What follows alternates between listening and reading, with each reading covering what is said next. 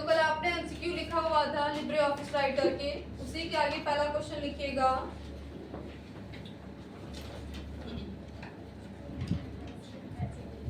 UPI stand for, UPI stand for, यानी UPI का full form क्या होता है, तो लिखिए unified payment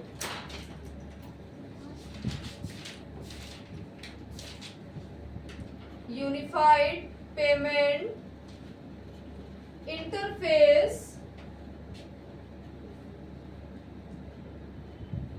unified payment interface. अगला लिखिए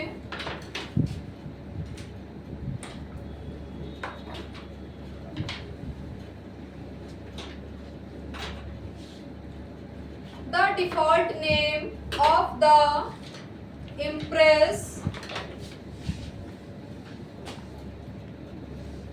the default name, the default name of the impress presentation is, impress presentation is, क्या कर रहा है कि जब आप लिब्रे ऑफिस राइटर क्या करते हो, पावर पॉइंट की यानी इम्प्रेस की विंडो ओपन करते हो, तो बाय डिफॉल्ट वहां पे टाइटल बार पे फाइल का नाम क्या शो करता है, देखो यहाँ पर क्या लिख कर आता है, अनटाइटल्ड इम्प्रेस लिखा होगा। अगर आपने राइटर की विंडो ओपन की होगी तो यहाँ पे क्या दिखाएगा, अनटाइटल्ड राइटर दिखाएगा। अगर आपने कैल्क की विंडो ओपन की होगी तो यहाँ पे क्या दिखाएगा, अनटाइटल्ड कैल्क दिखाएगा। अगर आपने इम्प्रेस की विंडो ओपन की तो क्या दिखाएगा, अनटाइटल्ड इम्प्रेस दिखाएगा। अगर आपने कोई फाइल का नाम नहीं दिया है तो, अगर आपने इस पे कोई वर्क किया है, वर्क करने के बाद में आपने क्या किया, अपनी फाइल को आपने क्या किया, कंट्रोल एस किया, और कंट्रोल एस करने के बाद भी जब यहाँ पे ऑप्शन आता है फाइल नेम, यहाँ पे आपने क्या किया, फाइल का नाम दे दिया। नाम देने के बाद में क्या करते हो, सेव वाले ऑप्शन पे क्लिक कर देते हो। अब यहाँ पे आपने क्या किया, फाइल का नाम आपने क्या दिया है, एबीसी दिया है, तो यहाँ पे टाइटल बार पे क्या आ जाएगा, एबीसी दिखाएगा। बट अगर आपने कोई भी फाइल का नाम नहीं दिया है जब आप विंडो को ओपन करते हो, तो बाय डिफॉल्ट वहां पे क्या लिख के आता है, अनटाइटल्ड 1 लिख के आता है। तो लिखिए इसमें आंसर, लिखे अनटाइटल्ड 1, आंसर लिखे अनटाइटल्ड 1। जितना कल मैंने आपको क्वेश्चन आंसर कराया था वो आपको सिस्टम पे करके दिखा, क्लियर हो गया था ना, बोलिए, लिखिए आंसर अनटाइटल्ड 1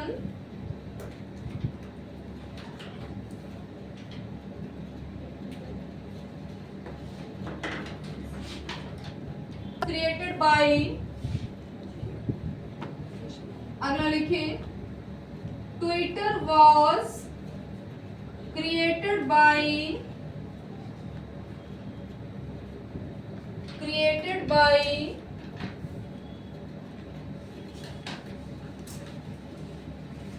ट्विटर कैसी साइट है आपकी, सोशल नेटवर्किंग साइट है ना, यानी इसको किसने मतलब बनाया है, तो नाम लिखिएगा जैक डॉर्सी, नेम लिखिए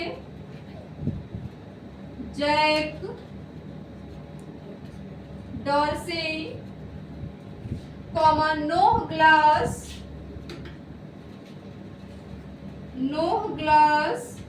comma Biz stone,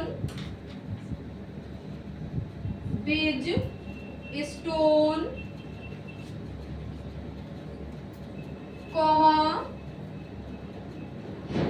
even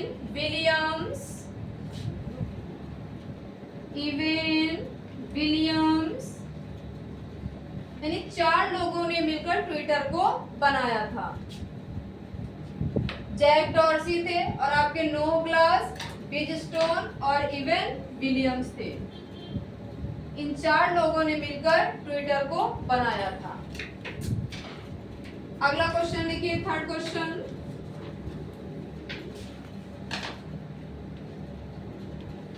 Aadhaar is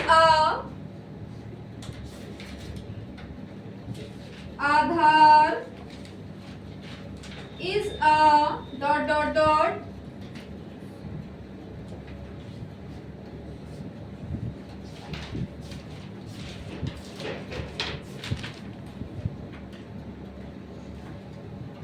answer लिखिए 12 डिजिट नंबर कार्ड। जो आपका आधार कार्ड होता है उसमें कितने नंबर होते हैं? 12 नंबर होते हैं। तो लिखिए 12 digit number card,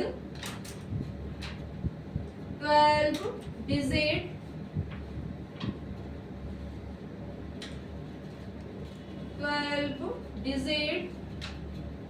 number card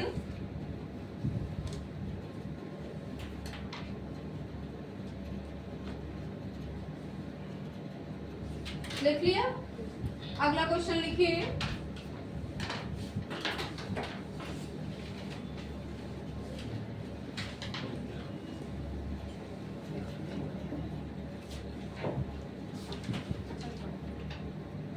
which of the following refer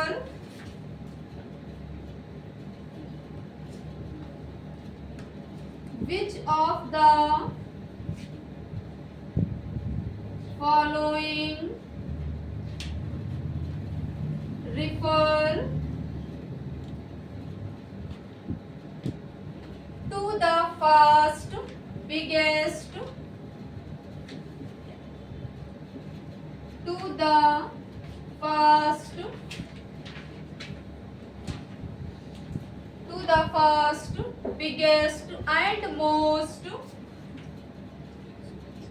biggest and most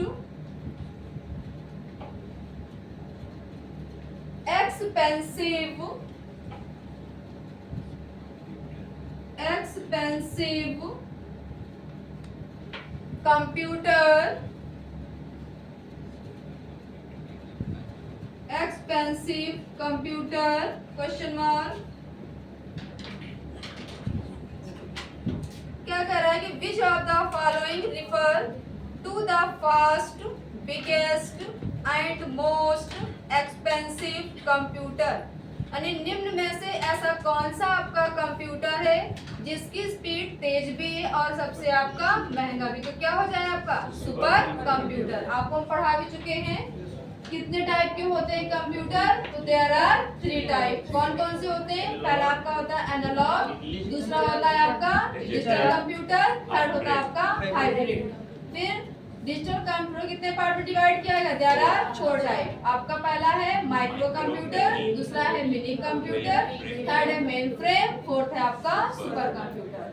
तो इसमें आंसर लिखे सुपर कंप्यूटर,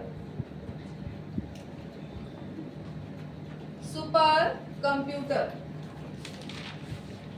अगला लिखिए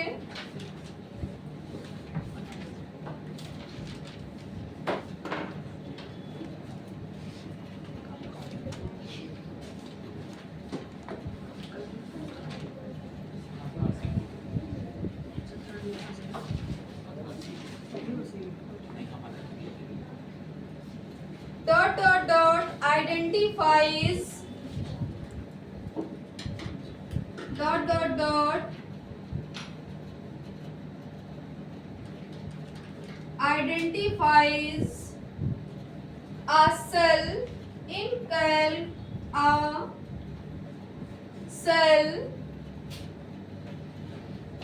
in calc फुल स्टॉप। यानी कैल्क में सेल की पहचान किससे की जाती है? देखिए जब आप कैल्क की विंडो ओपन करेंगे तो विंडो आपको कुछ इस टाइप में दिखाई देगी। कैल्क की जो हॉरिजॉन्टल लाइनें होती हैं उनको क्या कहा जाता है? रो कहा जाता है। और रो को हम किससे डिफाइन करते हैं? नंबर्स यानी 1 2 3 4 5 6 7 8।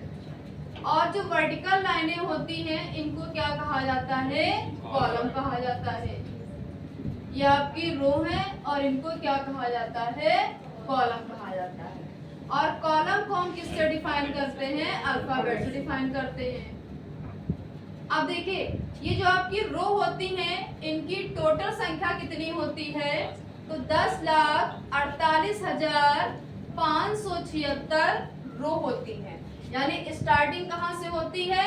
1 से होती है और कहाँ तक होती है? 10,48,576 होती है। और आप ये कैसे चेक करेंगे? किस शॉर्टकट किस चेक करेंगे? आपको क्या करना है? कंट्रोल की प्रेस करना है। कंट्रोल के साथ में आपको राइट एरो की यूज करना है। जैसे आप राइट एरो की यूज करेंगे तुरंत आपका कर्सर 1 से डायरेक्ट कहां पहुंच जाएगा? लास्ट वाले रो पे मूव कर जाएगा। ठीक। और ये जो कॉलम होते हैं इनकी संख्या कितनी होती है? कैल्क में 10 24 होती है। ठीक। अब देखो अब आपके दिमाग में आ रहा होगा कि सेल की संख्या होगी। जब आप रो को और कॉलम को आपस में मिलाते हैं तो इनके मिलाने से जो आप बनते हैं आपके ब्लॉक छोटे छोटे बन रहे हैं इनको क्या कहा जाता है? सेल कहा जाता है। अब सेल की भी संख्या होती होगी तो आप क्या करेंगे? जब रो को और कॉलम को मल्टीप्लाई करेंगे तो जो निकल कर आंसर आएगा वो आपका क्या आएगा? सेलों की संख्या निकल कर आ जाएगा। ठीक। तो वही पूछ रहा है कि इसमें आपने क्या लिखा है कि identifies a cell in Calc, यानी किसी भी सेल की पहचान किससे की जाती है। अब जैसे मान लो यहाँ पे आपने नंबर दिया है 5, यहाँ पे दिया है 6, यहाँ पे दे दिया है 3। अब इन तीनों नंबर को हमें क्या करना है? ऐड करना है। तो ऐड करने के लिए क्या करेंगे? यहाँ पे सबसे पहले आप फार्मूला इनपुट करेंगे। किसी भी फार्मूले की शुरुआत किस सिंबल से करते हैं? इक्वल साइन से करते हैं। इक्वल साइन लगाएंगे फिर यहाँ पे क्या लिखेंगे? ऐड करना है तो सम लिखेंगे। फंक्शन को आपको ओपन करना है। अब देखिए आपकी जो स्टार्टिंग वाली वैल्यू है किस कॉलम में है किस रो में है? तो कॉलम आपका ए है, रो कौन सी? यहाँ पे 2 है तो यहाँ पे क्या हो जाएगा? A2 हो जाएगा। अब आपको क्या करना है? स्टार्टिंग वैल्यू से लेकर एंड की वैल्यू क्या करना है? आपस में आपको लिंक करना है यानी जोड़ना है। तो बीच में आप सिंबल कौन सा लगाएंगे? शिफ्ट के साथ में आपको कोलन लगाना है। अब देखिए जो लास्ट वाली आपकी वैल्यू है किस कॉलम में है किस रो में है? तो कॉलम कौन सा है? सी है और रो कौन सी यहाँ पे? 2 है। अब यहाँ पे क्या हो जाएगा? C2 हो जाएगा। ब्रैकेट को यहाँ पे क्लोज कर देंगे। अब जैसे आप इंटर करेंगे तुरंत यहाँ पे इन तीनों का एडिशन यहाँ पर आ जाएगा। तो आप देखो क्या कर रहा है कि ये किसी भी सेल की पहचान हम किससे करते हैं? सेल एड्रेस से करते। तो आपका आंसर यहाँ पे क्या हो जाएगा? सेल एड्रेस हो जाएगा। आंसर लिखे सेल एड्रेस।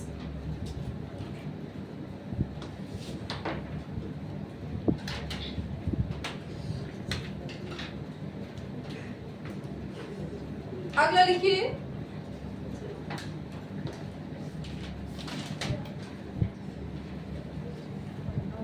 जो क्वेश्चन पूछा भी गया इसमें लिखिए dot dot dot is the combination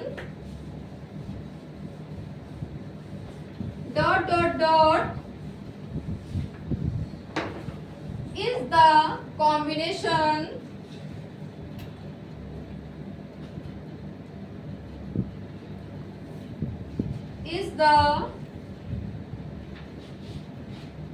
combination of row and column of row and column in LibreOffice Calc in LibreOffice Calc। देखो अभी आपको बताया है कि जब आप रो एंड कॉलम का जो कॉम्बिनेशन होता है वो क्या कहलाता है? सेल कहलाता है। तो आंसर लिख लीजिए इसमें सेल।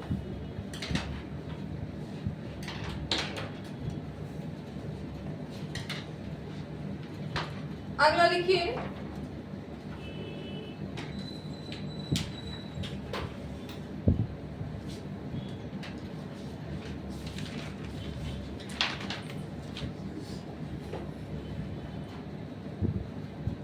शॉर्टकट की for select,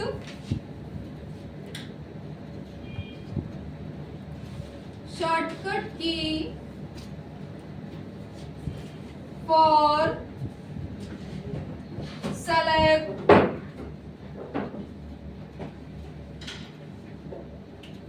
entire row,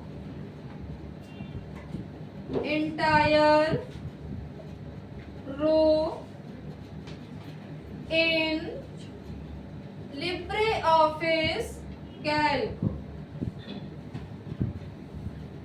in LibreOffice Calc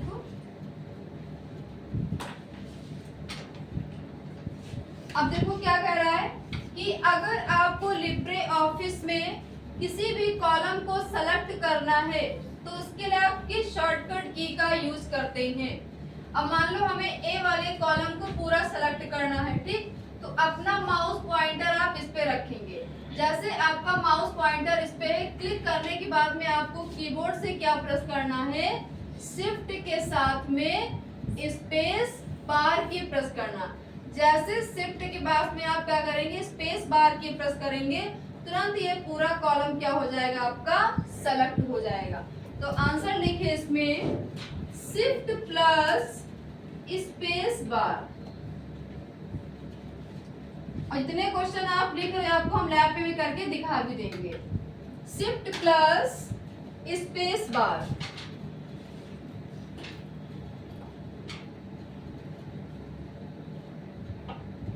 अगला लिखिए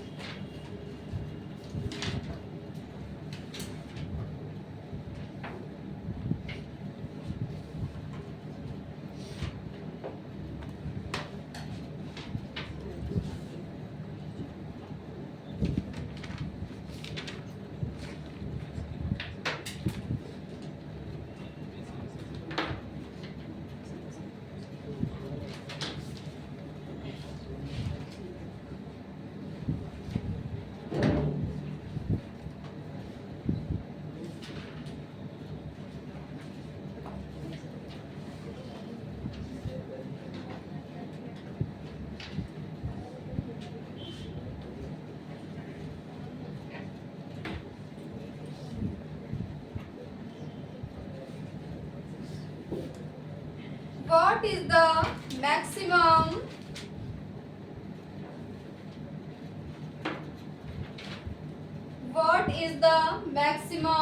font size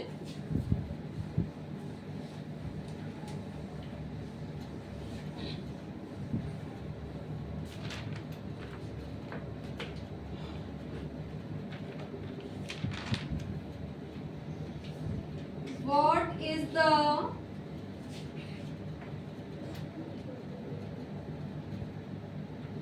maximum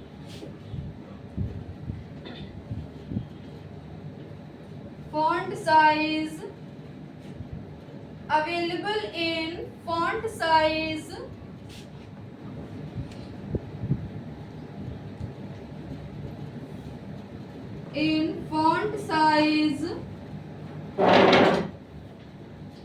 drop down in LibreOffice Writer, drop down in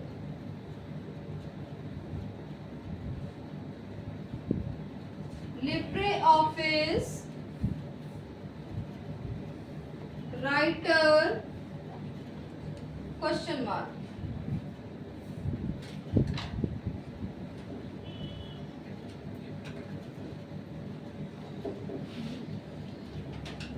अब देखिए क्या कह रहा है कि what is the maximum font size available in font size drop down in LibreOffice writer. यानी LibreOffice राइटर में ड्रॉप डाउन जब आप फॉन्ट साइज पे क्लिक करते हैं तो उसका अधिकतम फॉन्ट साइज कितना होता है। देखो जब आप राइटर की विंडो ओपन करेंगे तो विंडो आपको इस टाइप में दिखाई देगी। सबसे ऊपर यहाँ पे कौन सी बार होती है, टाइटल बार होती है। फिर उसके नीचे कौन सी बार होती है, ये वाली मेनू बार होती है। फिर उसके नीचे कौन सी होती है, टूल बार होती है। ठीक, टूल बार में ही यहाँ पे क्या दिया रहता है, फॉन्ट साइज दिया रहता है। और जहाँ पे आपका 12 दिया रहता है यहाँ पे ड्रॉप डाउन लिस्ट बनी, जो आपका सिंबल बना होता है ट्रायंगल शेप में, इसको क्या बोला जाता है, ड्रॉप डाउन लिस्ट बोला जाता है। ठीक, जब आप इस ड्रॉप डाउन लिस्ट पे क्लिक करेंगे तब आपको फॉन्ट का साइज दिखाई देगा। जब इस पे क्लिक करेंगे तो यहाँ पर लिखकर आएगा 6 और यहाँ पे क्या लिखा होगा, 96 लिखा होगा, लिखा होता है ना। तो बाय डिफॉल्ट कितना होता है, यहाँ पे 12 होता है और स्मॉलेस्ट कितना होता है, 6 होता है और आपका लार्जेस्ट कितना होता है, 96 होता है। बट देखो इस क्वेश्चन में क्या पूछ रहा है कि what is the maximum font size available in font size drop down in Libre office writer. जब आप लिब्रे ऑफिस राइटर में ड्रॉप डाउन लिस्ट पे यानी इस पे क्लिक करते हो तो आपको मैक्सिमम फॉन्ट साइज कितना दिखाई देता है, 96। तो आंसर आपका क्या हो जाएगा, 96 हो जाएगा।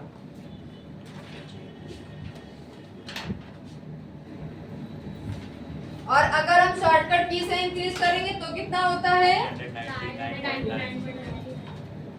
और कस्टम कितना होता है, 2 होता है।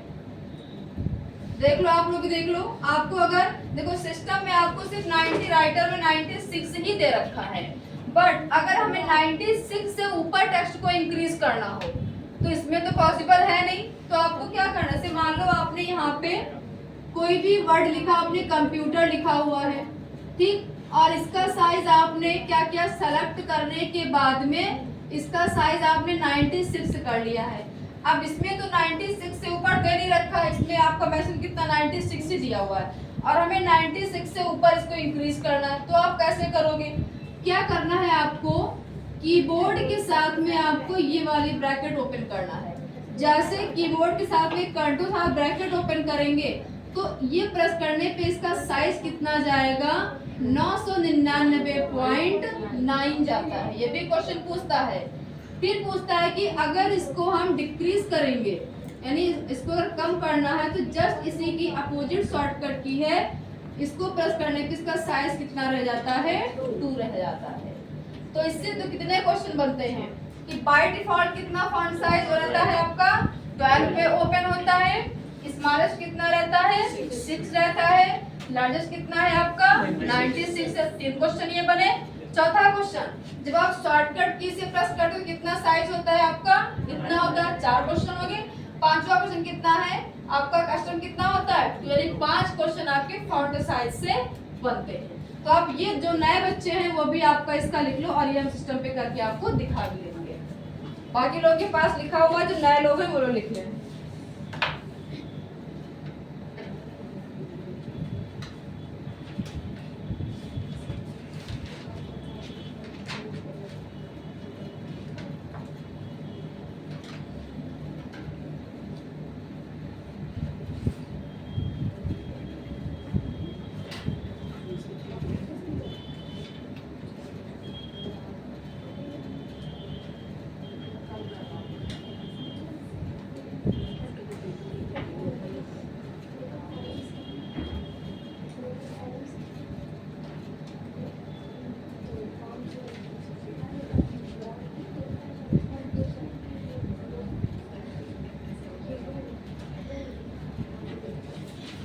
अगला लिखिए, by default line spacing, by default line spacing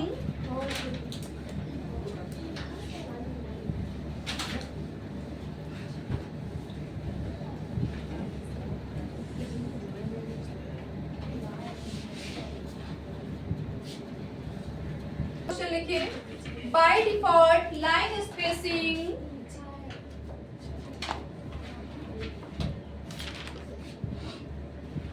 by default line spacing in LibreOffice Writer is in LibreOffice Writer is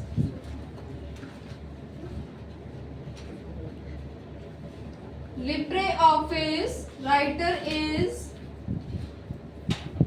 अब देखो क्या कह रहा है कि LibreOffice राइटर में बाय डिफॉल्ट लाइन स्पेसिंग क्या होता है। अब लाइन स्पेसिंग क्या है कि जैसे आपने राइटर में कोई भी पैराग्राफ लिखा हुआ है, ठीक, अब इस लाइनों के बीच में कितना स्पेस आपका है वो आपको यहाँ पे बताना है।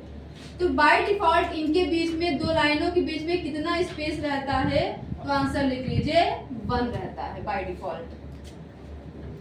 आंसर लिखिए 1। और अगर यहाँ पे राइटर की जगह पे पूछेगा माइक्रोसॉफ्ट वर्ड पूछेगा, तो इसमें आपका रहता है 1.15 रहता है MS वर्ड में। अगर पूछेगा राइटर, तो राइटर में आपका बाय डिफॉल्ट 1 है, और MS वर्ड में कितना रहता है, 1.15 रहता है।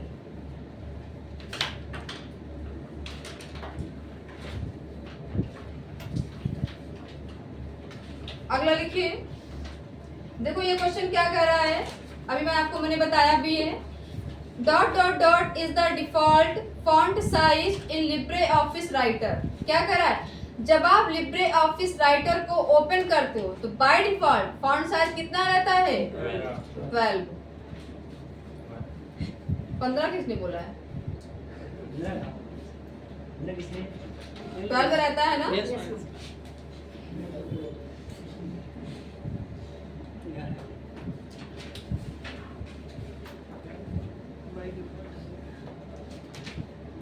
अगला लिखिए, work done on the internet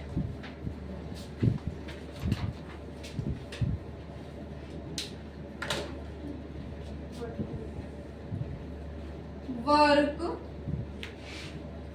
done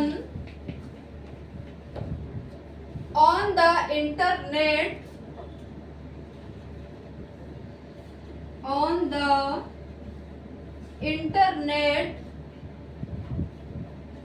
is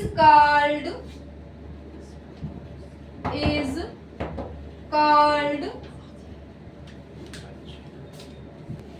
देखो आप इसमें क्या लिखा है कि work done on the internet is called, यानी इंटरनेट पर किया गया वर्क क्या कहलाता है, तो आंसर लिखिए सर्फिंग। जब आप इंटरनेट पे कोई भी चीज सर्च करते हो तो आपने देखा होगा वो सर्कल टाइप में गोल गोल आपका राउंड करता रहता है ना, तो इस प्रोसेस को क्या कहा जाता है, सर्फिंग कहा जाता है। अगला लिखिए, dot dot dot is the shortcut key of superscript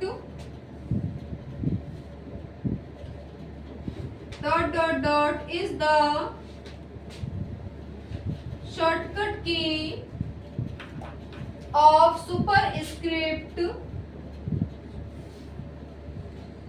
of superscript in LibreOffice Writer. In LibreOffice writer.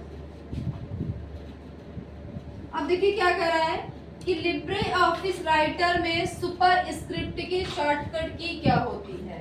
अब सुपरस्क्रिप्ट क्या होता है, कल आपको मैंने जब सेकंड में पढ़ाया था तो उसमें बताया था कि जैसे H2O लिखा हुआ है या फिर ZnSO4 लिखा हुआ है, तो जो नीचे आपका बेसमेंट में लगा होता है उसके लिए हम क्या यूज करते हैं, सब यूज करते हैं, है ना। और जैसे यहाँ पे आपका फर्स्ट लिखा हुआ है या फिर सेकंड लिखा हुआ है, इसके लिए हम क्या यूज करते थे, सुपर यूज करते थे। तो सेम एज इट इज, ऐसे अगर आपको LibreOffice राइटर में किसी इक्वेशन को आपको लिखना हो या किसी भी फार्मूले को लिखना हो, तो उसके लिए आप किसका यूज करते हैं। मान लो यहाँ पे आपको लिखना है H2O, उसमें भी आपको लिखना है, ठीक।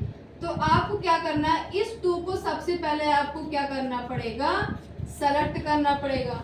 और सेलेक्ट करने के बाद में आपको कीबोर्ड से कौन सी की प्रेस करनी है, control plus shift plus P press करिएगा। जैसे सुपर है ना, तो यहाँ पे सॉरी फर्स्ट हो जाएगा। ठीक, तो यहाँ पे आपने फर्स्ट लिखा हुआ है। अब इस एसटी को क्या कर लेंगे, सेलेक्ट कर लेंगे। अब सेलेक्ट करने के बाद में क्या करना है आपको, कंट्रोल शिफ्ट पी। जैसे ये तीनों शॉर्टकट की प्रेस करेंगे तो तुरंत ये एसटी कहाँ चला जाएगा, इसके ऊपर चला जाएगा। ठीक, ऐसे आपने मान लो सेकंड लिखा हुआ है, अब इसके बराबर में लिखा है आपका सेकंड। अब एनडी को क्या करना है, ऊपर ले जाना है। फिर इसको क्या कर लेंगे, एनडी को सेलेक्ट कर लेंगे। अब सेलेक्ट करने के बाद में आपको क्या करना है, कंट्रोल शिफ्ट पी करना। जैसे तीनों शॉर्टकट की प्रेस करेंगे तुरंत एनडी कहाँ चला जाएगा, सेकंड के ऊपर चला जाएगा।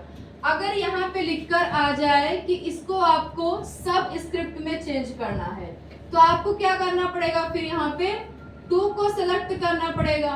और इसको सेलेक्ट करने के बाद में आपको क्या प्रेस करना है, control plus shift plus B press करना। सब स्क्रिप्ट के लिए कंट्रोल शिफ्ट बी हो जाएगा और सुपर के लिए कंट्रोल शिफ्ट पी हो जाएगा। ठीक, लिख लो आंसर, लिख लो control plus shift plus P, ये आपका सुपर के लिए है। और सब के लिए लिख लो control plus shift plus B, ये आपका सब स्क्रिप्ट के लिए है।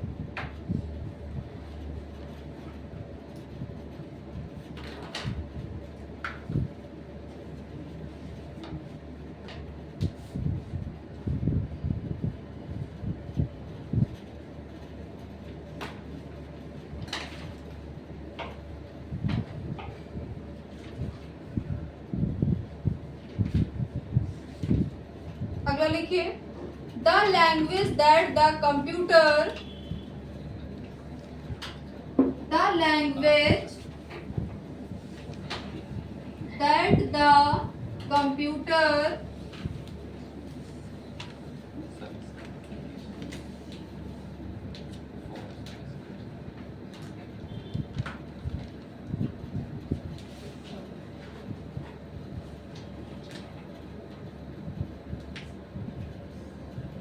language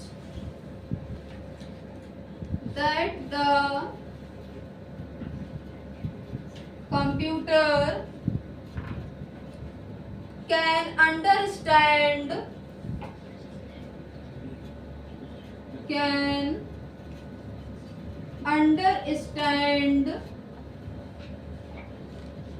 and execute is called, and execute is called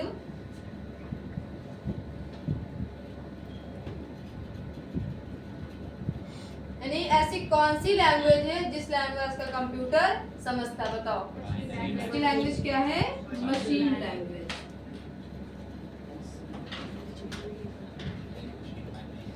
answer लिखिए मशीन लैंग्वेज। अगला लिखिए,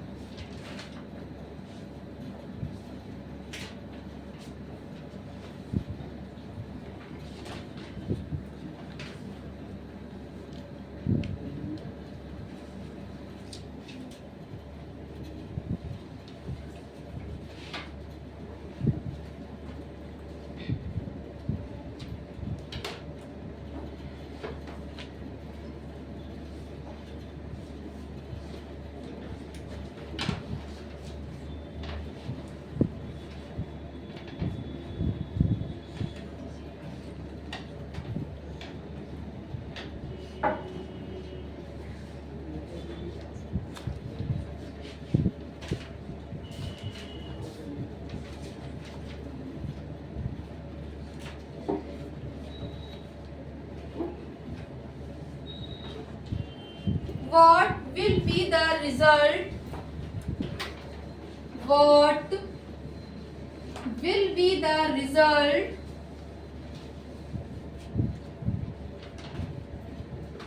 what will be the result of equal product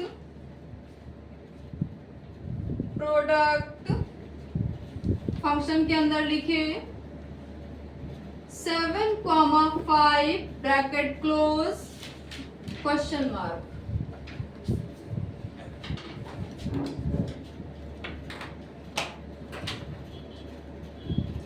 अब देखिए प्रोडक्ट फंक्शन क्या वर्क करता है, कैल्क में यूज होता है।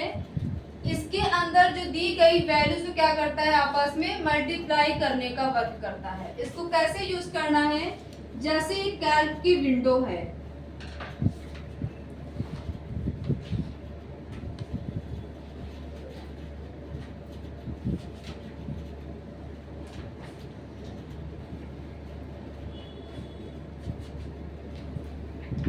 A B C D। मान लो यहाँ पे आपने नंबर दे दिया, कितना है वहां पे 7 है, यहाँ पे 5 है। अब आपको क्या करना है, अब इसमें आपको फार्मूला इनपुट करना, तो क्या लगाएंगे, इक्वल लगाएंगे, फिर क्या लिखेंगे, प्रोडक्ट लिखेंगे, ब्रैकेट को ओपन करेंगे। अब देखिए 7 किस कॉलम में है, किस रो में है, तो क्या हो जाएगा, कॉलम ए, रो कौन सी हो जाएगी, 2 हो जाएगी। तो यहाँ पे क्या लिखेंगे, A2 लिखेंगे, फिर क्या लगाएंगे, कोलन सिंबल लगाएंगे। ठीक, अब देखिए 5 किस कॉलम में है, बी में है, रो कौन सी यहाँ पे 2 है, तो यहाँ पे क्या हो जाएगा, B2 हो जाएगा। अब जैसे फार्मूला लगा के ब्रैकेट क्लोज करेंगे, कितना आ जाएगा, यहाँ पे 35 आ जाएगा। ठीक, क्या कर देगा, दोनों नंबर को आपस में मल्टीप्लाई करने का काम कौन सा फंक्शन करता है, आपका प्रोडक्ट करता है। तो आंसर कितना आ जाएगा, 35।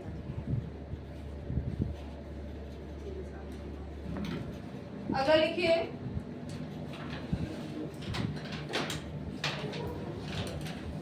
लिख लिया।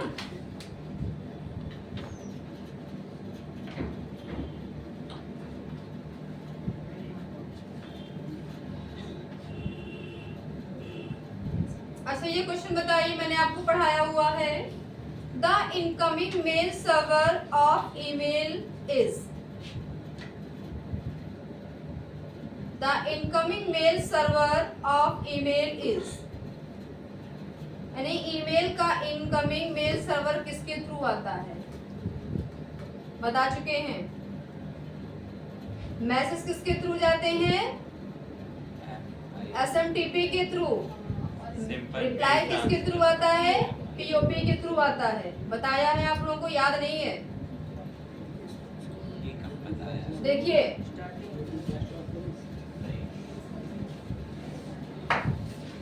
थोड़ा देख लीजिए। देखो कुछ प्रोटोकॉल है, जैसे यहाँ पे एक है आपका SMTP, सेकंड है आपका POP, थर्ड है आपका MIME। SMTP का फुल फॉर्म होता है simple mail transfer protocol, simple mail transfer protocol. POP का फुल फॉर्म होता है पोस्ट ऑफिस प्रोटोकॉल। MIME का होता है मल्टीपर्पज इंटरनेट मेल एक्सटेंशन। समझिए, जैसे मान लीजिए ये आपका एक मोबाइल है और एक ये मोबाइल है। सपोज दैट जैसे आपके घर में शादी है और आपको अपने फ्रेंड को कार्ड देना है, या तो आप खुद जाओगे कार्ड देने, या आप किसी न किसी के थ्रू हाथ मतलब क्या कार्ड पहुंचाओगे, तभी आपका फ्रेंड आपके घर आएगा, यानी कोई ना कोई मीडिएटर बीच का बनेगा, है ना। तो वैसे क्या करना है कि जैसे आपने अपने फ्रेंड को मैसेज भेजा हेलो, अब मैसेज को भेजने वाला पर्सन क्या हो जाता है, यहाँ पे सेंडर हो जाएगा। ठीक, अब ये डायरेक्ट मैसेज रिसीवर के पास नहीं पहुंचता है, सबसे पहले मैसेज किसके पास जाता है, सर्वर के पास जाता है। फिर सर्वर क्या करता है, रिसीवर के पास मैसेज को सेंड करता है। अब जो मैसेज को रिसीव कर रहा है वो पर्सन क्या हो जाएगा, यहाँ पे रिसीवर हो जाएगा। अब ये मैसेज या मेल आप किसके थ्रू भेजते हो, किसके द्वारा आपका मैसेज जाता है, वो कौन सा प्रोटोकॉल होता है, SMTP होता है। जो आप मेल भेजते हो वो मेल किसके थ्रू जाते हैं, SMTP यानी सिंपल मेल ट्रांसफर प्रोटोकॉल के थ्रू आपके मेल ट्रांसफर होते हैं। अब जब आपका फ्रेंड आपके मेल को देखेगा तो रिप्लाई भी देगा। अब जब रिप्लाई आपने दिया कि हेलो फ्रेंड, मान लो मैसेज आपका आया हेलो फ्रेंड, अब ये यहाँ पे क्या हो जाएंगे, सेंडर हो जाएंगे। अब ये आपके मैसेज को क्या कर रहे हैं, रिसीव कर रहे हैं, तो ये यहाँ पे क्या हो जाएंगे, पर्सन रिसीवर हो जाएंगे।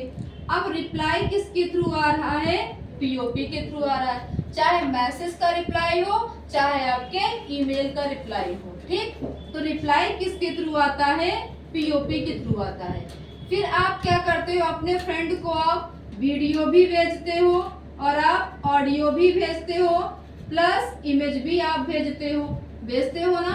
तो वहां पे आपका SMTP फेल हो जाता है। क्यों फेल हो जाता है, क्योंकि इसके पास इतनी कैपेसिटी नहीं होती है कि सिंपल सा भी आपका टेक्स्ट मैसेज लेकर जाए और साथ साथ में वीडियो, ऑडियो और इमेज को भी लेकर जाए, क्योंकि ये फाइलें आपकी MB में होती हैं, ठीक। तो इसके लिए रिस्पॉन्सिबल कौन सा आपका प्रोटोकॉल होता है, MIME होता है, मल्टीपर्पज इंटरनेट मेल एक्सटेंशन। इसके थ्रू हम वीडियो, ऑडियो और इमेज को सेंड करते हैं। क्लियर। तो आंसर आपका उसमें क्या हो जाएगा, POP हो जाएगा। लिख लो क्वेश्चन। हाँ, रिसीविंग का भी आपका POP हो जाएगा। लिख लो क्वेश्चन।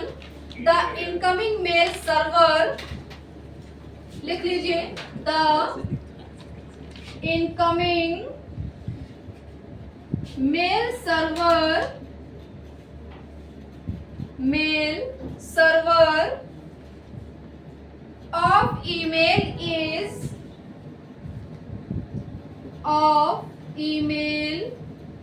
is dot आंसर क्या हो जाएगा, POP। फुल फॉर्म क्या हो जाएगा, पोस्ट ऑफिस प्रोटोकॉल।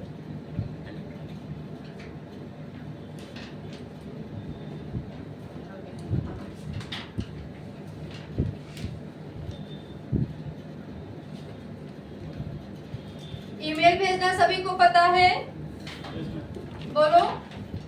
इधर सभी को आता है ईमेल भेजना, नहीं आता है? जो नहीं आता खुलकर बताइए कि चीज हमें नहीं आता है, शर्माने की कोई बात नहीं है।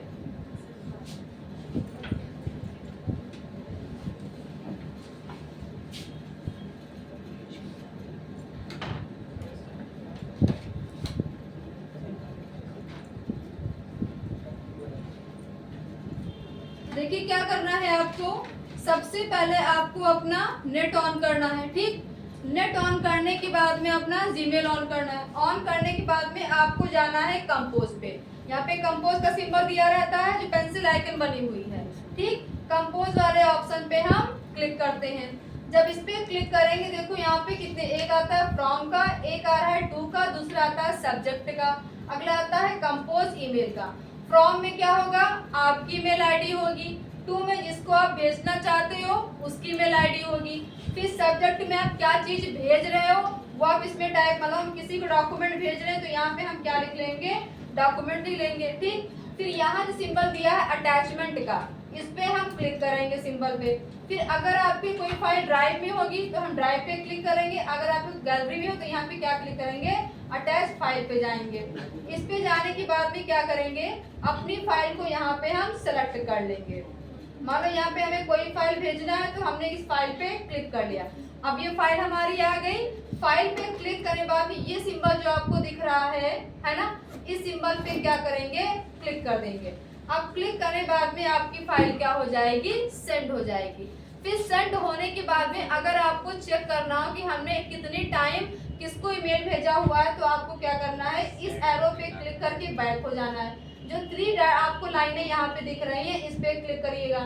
जब इस पे क्लिक करेंगे तो नीचे एक ऑप्शन दिया हुआ है सेंड का, SENT लिखा हुआ है, इस पे क्लिक करिएगा। फिर आपको जिसको जितनी टाइम में आपने भेजा होगा उसकी डिटेल यहाँ पे दिखा देगा। ठीक ऐसे आप किसी को ईमेल वगैरह सेंड कर सकते हो। ये आपको बहुत जरूरी है, आपको ईमेल भेजना आना चाहिए।